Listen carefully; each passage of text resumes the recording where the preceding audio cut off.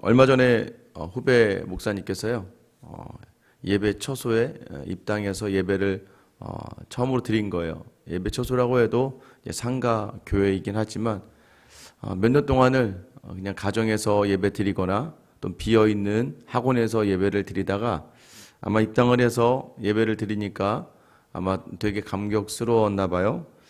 그런데 이게 한 2달 지나니까 이전과 똑같은 예배 자리가 되어버리고 말죠.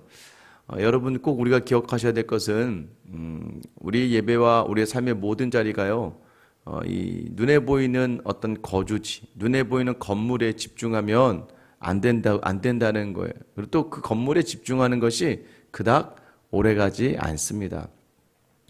이사를 하고 나서 처음에는 이런 집에서 하고 생각하지만 몇 달만 딱 지나도요, 이제 그 집이 그냥 익숙해지고 오히려 때로는 불편해지고 또 오히려 때로는 좁아진다고 느껴질 때도 있을 거예요. 교회도 마찬가지입니다. 여러분, 교회가 아무리 예배당이 훌륭하게 지어진다 하여도 여러분, 예배당이 중요한 게 아니라 그곳에서 예배하는 그 성도들이 중요하다는 거 아셔야 되고, 그 성도들이 무엇보다도 하나 되어 예배드릴 수 있는 그 교회가 하나님 보시기에 아름다운 교회가 되는 것이겠죠. 저는 여러분이 여러분의 가정과 교회 모든 자리에서 먼저 예배를 회복하고 참된 예배자로 설 수 있게 되기를 예수님의 이름으로 축원합니다. 여러분, 예배예요, 예배. 어쩔 수 없습니다.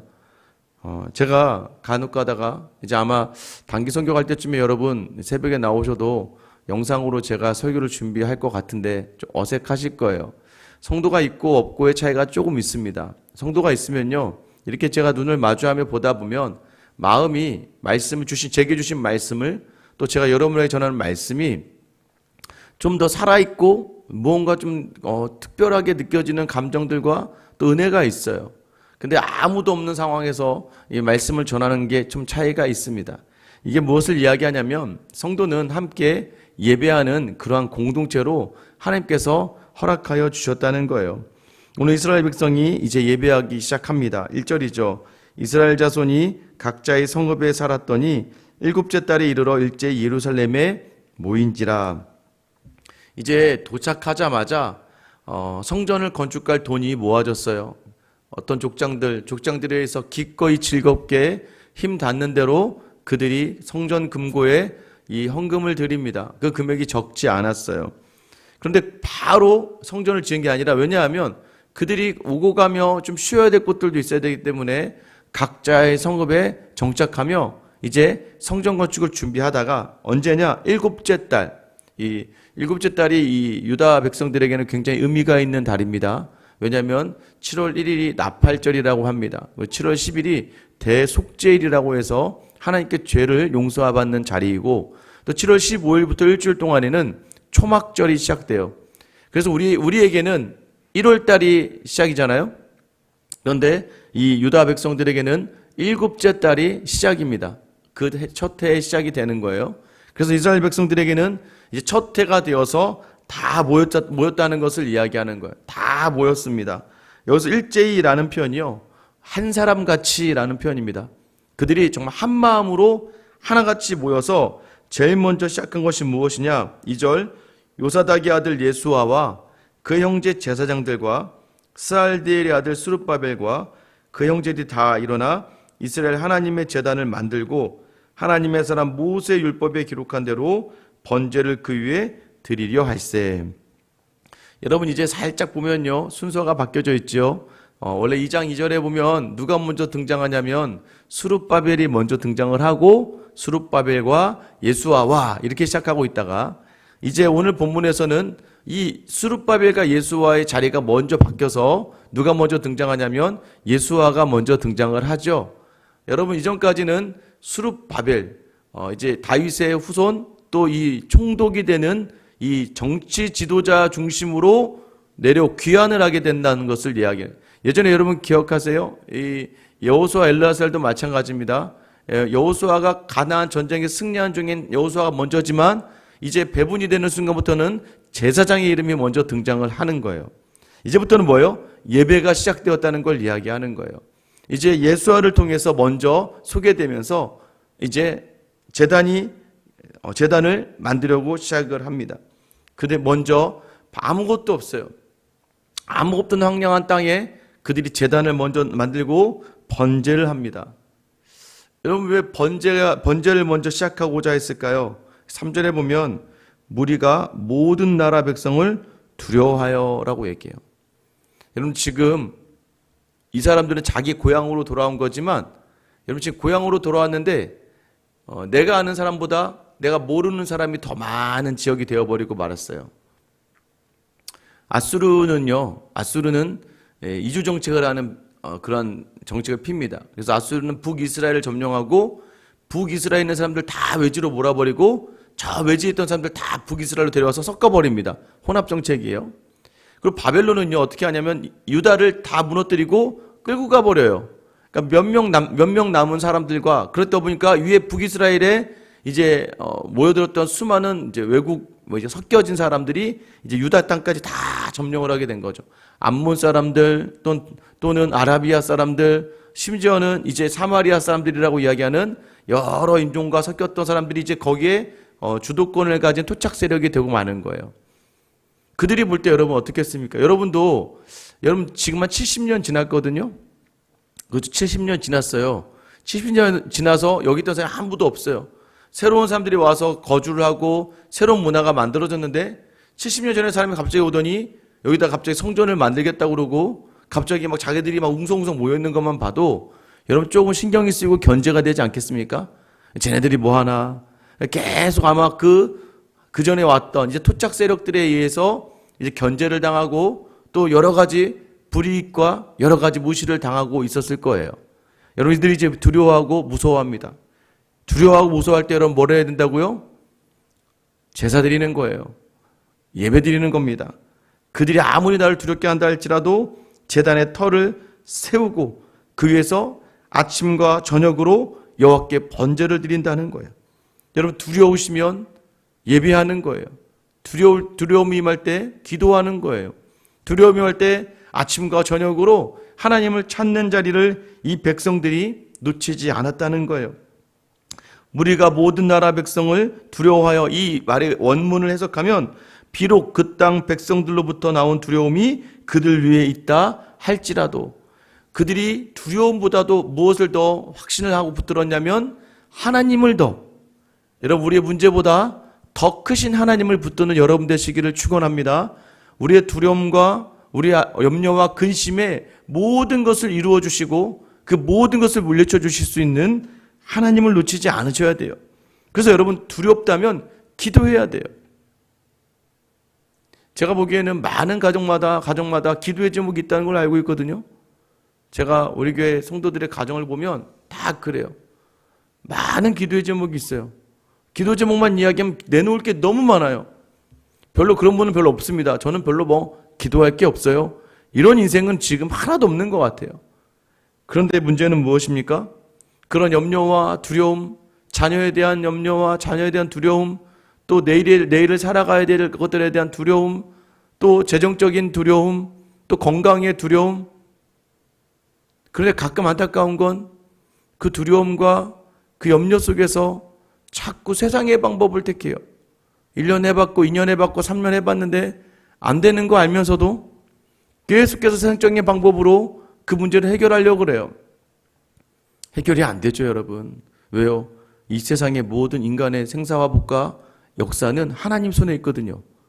그런데 자꾸 인간적인 방법으로만 두려움 속에서 자꾸 세상적인 방법, 재정이 부족하니까 필사적으로 돈을 벌려고 그래. 아이들을 공부시켜야 되니까 어떻게든 더 일을 하려고 그래. 또 부족한 것들은 내 힘으로 채우려고 그래요. 그러면서 뭔가 빠져나갑니까? 하나님께 매어달리는 자리가 빠져들어요. 안타깝죠, 여러분. 안타까워요. 저는 너무 안타깝습니다. 두렵다면 기도해야 되는데 그럼 두려워하는 게 아니에요. 여러분 그거는 만만하게 생각하거나 쉽게 생각하는 거예요. 그러다 결국에는 그 일로 많은 사람들이 무너져 버리고 말죠. 그러니까 두려움 속에서 예배해야 되는데 지금은 어떻게 해요? 그래서 하나님께서 여러분 우리에게 그래도 긴장, 좀 약간의 두려움을 주시는 이유는 예배할 수 있게 하나님께서 주시는 특별한 은혜라는 것을 기억하셔야 됩니다. 그래서 저는 예배가 회복되었으면 좋겠다. 그 예배가 물론 이렇게 나와서 함께하는 예배지만 성도들 안에 하나님을 향한 기도와 간구와 진심 어린 그러한 예배가 회복되지 않으면 여러분 성전은 지어질 수 없어요. 이들이 먼저 무엇을 합니까? 여러분 성전보다 먼저 예배예요. 성전보다 제사를 지금 드리고 있잖아요. 그러니까 제사가 성전은 없어도 제사는 드릴 수 있다고요. 근데 성전이 있어도 온전한 제사가 없으면 하나님은 기뻐하지 않으신다는 거예요.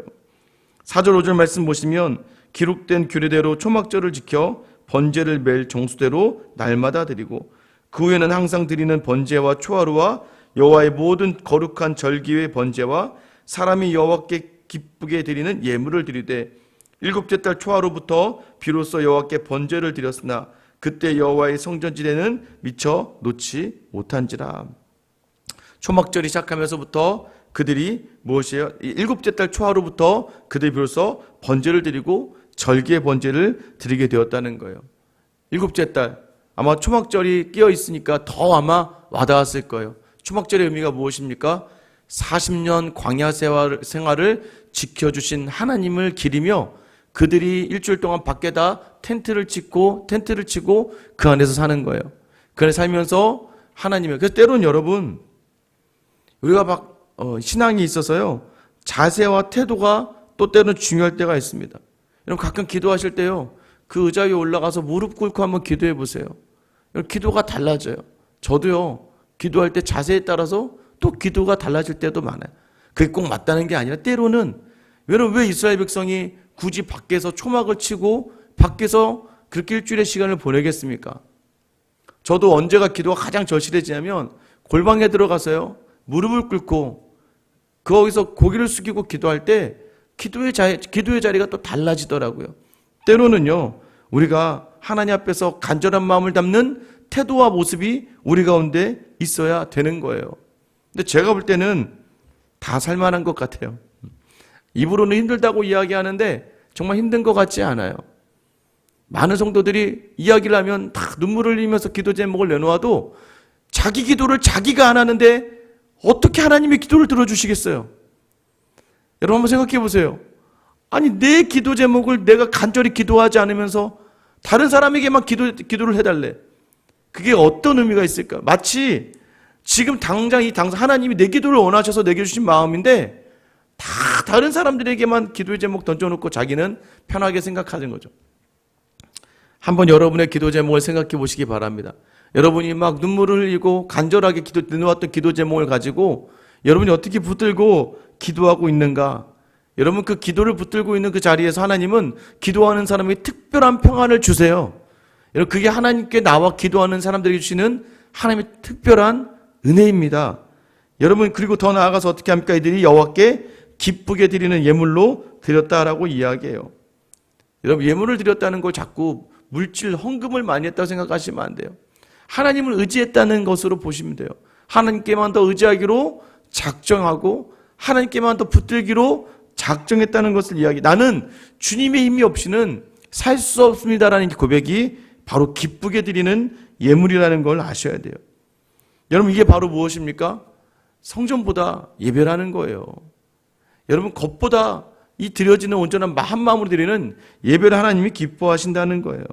7절 말씀에 보면 이에 석수와 목수에게 돈을 주고 또 시돈 사람과 두로 사람에게 먹을 것과 마실 것과 기름을 주고 바사왕 고레스의 명령대로 백향목을 레바논에서 욥바의 병까지 운송하게 하였더라.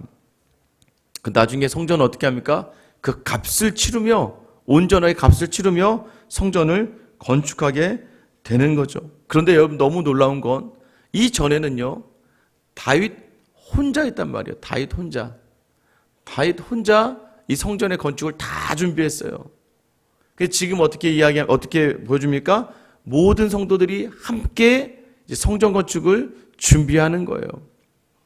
결국은 어떻게 돼요, 여러분? 다윗이 건축한 성전도 무너지고 이들이 건축한 성전도 나중엔 다 무너지고 그래서 하나님께서 온전한 성전 대신 예수 그리스도를 우리에게 허락하셔서 우리의 연약함과 부족함의 모든 자리를 다 채워주시는 것의 예표가 바로 오늘 이 수르바벨과 함께 지어지는 성전이에요. 그럼에도 불구하고 하나님께서는 그들의 손을 인도하시고 그들의 모든 자리를 채워 가신다는 거예요. 여러분은 지금 예배하고 있습니까? 기도의 제목이 이렇게 많은데 그 기도의 제목을 놓고 두려움 속에서 여러분 그저 떨고 포기하고 나태해지고 세상의 것을 붙들고 있습니까? 아니면 두려움 속에서 예배하기를 결단하겠습니까? 다시 한번 하나님의 은혜를 구하며 사는 인생들. 요즘에 참 안타까운 게 그거죠. 하나님을 향해 간절함이 없어요. 하나님을 향해 손을 붙들고 나아갈 마음이 없어요. 그러다 보니까 하나님의 일하심을 경험하지 못하고 점점점 더 건조해지고 점점점 더 무뎌지죠. 그래서 가끔은 이런 마음도 들어요. 정말 저분이 하나님을 정말 진심으로 하나님을 붙들고 있는가? 하나님이 정말 그 인생의 주인 되어 주시는가? 이렇게 생각이 들 때도 있어요. 올해부터 계속해서 제가 성도들에게 말씀드린 게 있어요. 기도하면 하나님이 들어주시는데, 기도하면 하나님 더 좋은 것으로 주시는데, 근데 제가 볼 때 기도하셔서 하나님의 일하심을 경험하신 분들이 참 많아요. 그런데 기도해야 되는데도 불구하고 기도하지 않으며 여전히 힘든 가운데 조금 뭔가 하려다가 무너지고, 조금 뭔가 하려다가 또 세상 붙들다가 무너진 분들 볼 때마다 너무나 안타까울 때가 많아요. 여러분, 기도하면 하나님이 들으시고 응답하시는 줄 믿으시기를 축원합니다. 두려움 속에서 참되게 예배하며 그 하나님의 은혜를 누리고 여러분의 성전을 온전히 세우는 이번 한 달 12월 달이 되기를 예수님의 이름으로 축원합니다. 기도하겠습니다. 하나님, 오늘 우리가 두려움 가운데 예배드림의 영성이 있는가?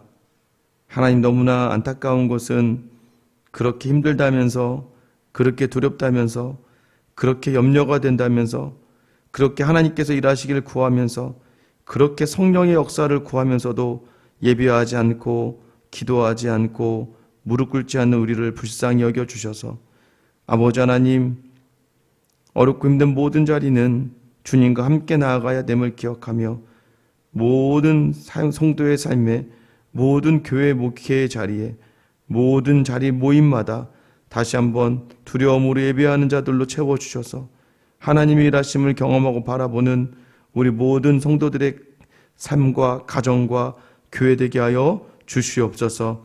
오늘도 참된 예배자로 두려움으로 서오니 주여, 주의 이름을 부르며 나아갈 때에 주님의 은혜로 삶의 모든 자리를 채워 주시옵소서. 감사드리며 예수님의 이름으로 기도드립니다. 아멘. 여러분, 시간 기도하실 때 여러분 안에는 두려움이 없습니까? 있잖아요. 그 두려움이 있을 때 기도하고 예배하는 겁니다. 특별히 새벽에 나오신 여러분들 간절한 마음으로 기도할 때 들어주실 거예요. 확신을 가지고 여러분 기도하시고 또 들어주신 게 많잖아요. 그 은혜를 기억하며 여러분 다시 한번 주의 이름을 부르시고, 오늘 특별히 수요기도회가 있습니다. 점점 교회 기도회 자리에 사람들이 없어요. 참 안타깝습니다. 왜냐하면 그 기도를 통해 하나님 일하시는데 점점 기도의 자리가 사그라들고 있는 것 같아요. 여러분, 하나님 이 교회에 기도의 자리에 기도하는 사람들 채워주셔서 은혜 경험하게 하시고 그 은혜를 나누게 하여 주시옵소서. 여러분 기도해 주시고요. 특별히